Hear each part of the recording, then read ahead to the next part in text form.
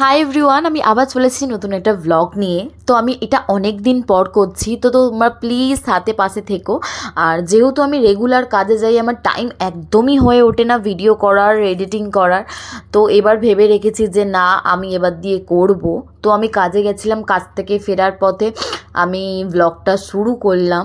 তো তোমরা দেখতেই পাচ্ছ, দুপুর থেকে সন্ধে হয়ে গেছে আমার বাড়ি ফিরতে ফিরতে। আর আমি চেষ্টা করি বাসেই আসার, কারণ বারে বারে আমার অটো চেঞ্জ করতে একদমই ভালো লাগে না। আমি একবারেই আমার নিজের বাড়ি যেতে চাই।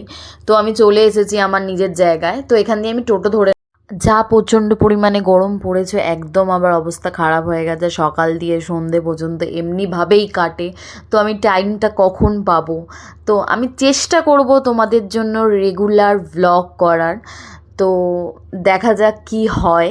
তো প্লিজ তোমরা একটু সাথে পাশে থেকো, লাইক শেয়ার সাবস্ক্রাইব করে দিও। তো এখান দিয়ে আমি ভিডিও করতে করতেই যাচ্ছিলাম, যেহেতু অনেক দিন পর শুরু করলাম। তো আমি কিছুটা শ্যুট করেও রেখেছিলাম, বাড়িতে গিয়ে কিছু প্রোডাক্টে শ্যুট করেছি। তো সেগুলোও তোমাদেরকে কালকে নেক্সট ব্লগে আমি দেখাবো। তো এখানে আমি বাজার দোকান করছিলাম এখানে। তো ঘরে গিয়ে তো কিছু তো রান্না করে, হালকা ফুলকাই রান্না করব, খুব একটা বেশি রান্না করব না, কারণ আমি ভেবে রেখেছি এবার আমি এতেও ফোকাস করব ভিডিওতে। তো দেখা যাক কতটা কি এগাতে পারি এবার আমি। তো এখানে আমি চলে এসেছি বিল্ডিংয়ে। এবার লিফট যতক্ষণে আসছে ততক্ষণে আমাকে অত মাল নিয়ে দাঁড়াতে হচ্ছিল।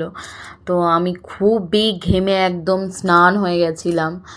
তো যাই হোক, লিফট চলে আসলো। আমি ঘরে ঢুকে দেখছি ঘর একদম উলট পালট হয়ে আছে, কারণ আমি যখন সকালে ঘরের থেকে বেরাই তখন তো আর পরিষ্কার হয় না, কারণ আমি অনেকটাই সকালবেলা বেরাই কাজে। তো কাজ থেকে যখন আসলাম, আমার মুখ চোখের অবস্থা দেখতেই পাচ্ছ, ঘামে ঘাম একদম। আমার এসেই খুব জোর পেয়ে গেছিলো খিদে। আমি তাড়াতাড়ি করে হাত মুখ ধুয়ে আমি নাস্তা করে নিলাম। তো তারপরে কিছু ভিডিও ব্লগ করছিলাম ঘর ধর পরিষ্কার করে। তো সেই নেক্সট ভিডিওতে আমি দেখাবো।